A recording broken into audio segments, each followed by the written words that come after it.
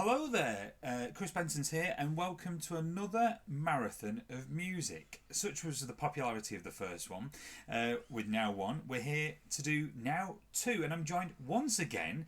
Last time I said brought you out of retirement. Now, well, I don't know what I've brought you out of. It's Paul Coates Black. Hello, Paul, once again. Good afternoon, Chris, and thanks for asking me back to do this again.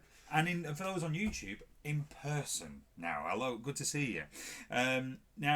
Now Two. Oh, I should hold you up for those on YouTube as well. There we go. It's yours. I'm a bit. This one has a scratch during Modern Love, which is a bit frustrating. But you know, it's a great album. 26th of March 1984, it was released. Do you remember some of the tracks from the time 1984? Again, probably, well, maybe Queen I'll have recalled from the time. Let me have a think. Pass me the album here, Cross. Let me have a Absolutely. Look. 1984 was a funny year. I like my comedy. In 1984, we lost Tommy Cooper, Eric Morecambe and Leonard Rossiter all in quick succession. So it wasn't a good year for comedy, but it was a good year for music. So probably the big ones for me would be Queen's Radio Gaga and Frankie Goes to Hollywood and Relax, which of course was massive back in the day. Well, it was. And the thing is as well, I mean, it must have been obviously after the popularity of the first one. The thing about Now One is they had all of 1983 to kind of go through to find the hits. Now Two, it was released within a few months, and there's some that didn't do as well in the charts, isn't there? Yeah, and when you listen to them, there was one or two tracks I found that weren't massive hits straight away. Yeah. Didn't particularly stand the test of time.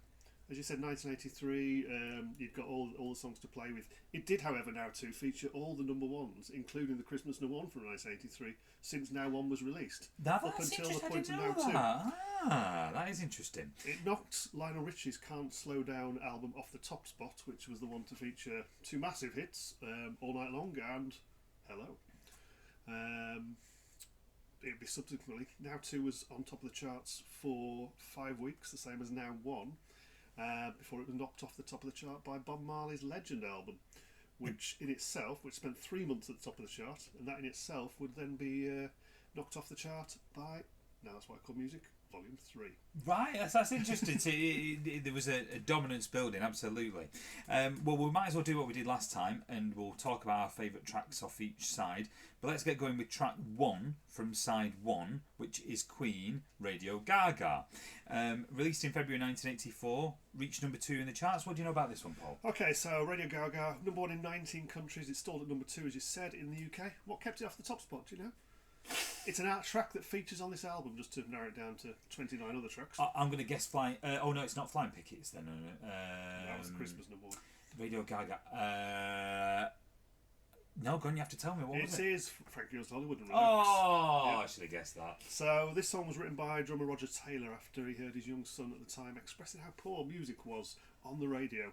And he uttered the phrase, Radio Caca.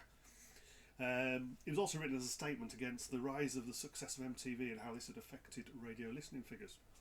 Do you recall the video for this song at all? I remember bits, and I know there was a kind of a homage to Metropolis, wasn't there? The Fritz Lang film, yeah, I believe there was, which was 1927. It was off a Queen album called The Works as well, wasn't it? Yep, it was. So there was bits of that we saw in The Works and subsequently on The Works tour.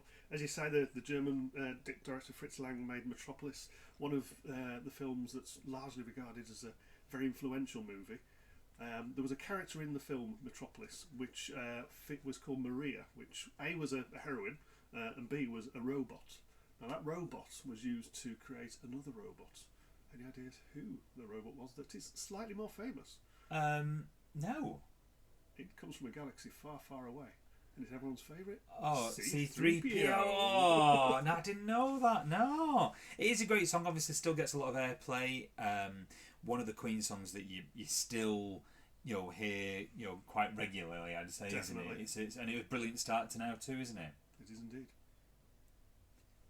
Track 2 then, Nick Kershaw. Wouldn't It Be Good? Released in January 1984.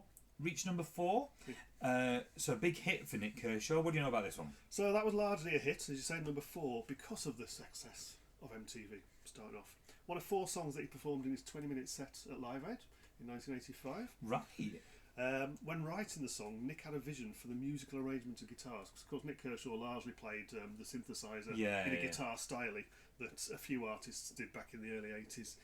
His vision for the musical arrangement of guitars was of creating a guitar orchestra inspired by the sound of the lead guitarist from the previous band that we've heard, Queen. Right. So Brian May's Queen ended up with a bit around 20 guitars featuring on this individual track. I mean, I saw the video actually the other day on Freeview for this song. It's a strange video. It's a very 80s feel to it. I can't even describe the video. It looks like a bit like... do you remember the Ready Brek advert where they had a glow round him? Yep. He looks a bit like he's got a glow round him in the video. I can't describe it. I'll have to try and find a clip for the video. It's a very strange video. It is. But it was off an album called Human Racing, which was his debut album. And Smash Hits magazine at the time, they gave the album a really bad review, awarding it just 1 out of 10. Mm-hmm. They called it competent but relentlessly dull synthesized meanderings of no importance to anyone but Mr. Kershaw himself, and even he doesn't sound that interesting. That is a bad review if you hear from Smash Hits, isn't it? But again, New Wave was popular at the time though, which was all about synthesizers back in the early 80s. So you would have thought it had gone down well, but clearly not with Smash Hits. Smash Hits. Track 3 then for you now. Hold Me Now, Thompson Twins. I remember my Uncle Frank, who was probably one of the oldest Thompson Twins fans I could imagine. He had a Thompson Twins cassette, which I was quite surprised about as a kid. But it was released in November 1983, the first single from their fourth studio album, Into the Gap, and it reached number 4. Their last studio album was released in 1991. Did you know that? Wow, and is that the full original lineup of the 3 of them? No, you see, I'd have to check that. I'm not sure if they'd all parted ways on by then, or if you were 2 out of 3. I'm not sure. As I've just alluded to, there was 3 of them in their heyday, which for the name the Thompson Twins, you'd kind of believe it would be 2. The name the Thompson Twins comes from Hergé's The Adventures of Tintin. There were 2 detectives in that, Thompson and Thompson, hence the Thompson Twins. But it's a funny name though. Because for years I did think there was 2 in the band, and then you see the videos, you think, oh, there's 3 of them. Yeah. And they're clearly not related. No. Obviously they had a lot of success though, and Doctor Doctor, another of their great songs and things. I think we touched on it just earlier, but the MTV era certainly brought a lot of bands up in the spotlight, even with not a song that perhaps wasn't very good. Yeah, I mean Duran Duran, they excelled with MTV and videos, and that really sort of pushed their fan base up. They'd had huge success in the early 80s, but yeah, as you say, Duran Duran, the video era just really made a difference. I'm not saying they didn't have good songs. No, but a video can make all the difference. Can't it? Michael Jackson famously spent, was it £1 million on the Thriller video? Which was around the time that MTV obviously started. A massive long video as well, wasn't it? And it's like, I like Robert Palmer, but probably the song that I hate most is Addicted to Love. But yet, the video, iconic, with the singers in the background, and it got him, the spotlight, didn't it? You name a video of Robert Palmer's, that's the one that everyone remembers. Thinks. Absolutely. Yeah. Interestingly, for the Thompson Twins, they would feature at Live Aid as well, but they were in Philadelphia. Right. They performed this song as one of their songs from the set. The other one was a cover of the Beatles' Revolution, and they had a couple of guest artists with them. One was Nile Rodgers from Chic, of course, and the other was the artist who was currently producing Madonna. Now that's interesting. Earlier on the day, they joined Madonna on stage along with Nile Rodgers to perform the track "Love Makes the World Go Round," which Madonna would then record as a solo track for her subsequent 1986 album True Blue. Speaking of Live Aid, there is a brilliant official Live Aid channel on YouTube where they've started to put on legally the performances as best as they can from that day. There's a lot on there, and they still, when they can, add in material as well. Obviously, some artists are less inclined to let their performances from that day appear, but there's a lot on there. It's well worth a look. They've got the Philadelphia playlist, and they've got backstage stuff as well. So that's definitely worth a look. I guess so many years has passed, haven't there, since Live Aid now, that it sort of changes things with copyright law. I mean, Queen have released theirs in numerous different places. Yes. So you can see the Queen set and hear the audio of the Queen set in various places.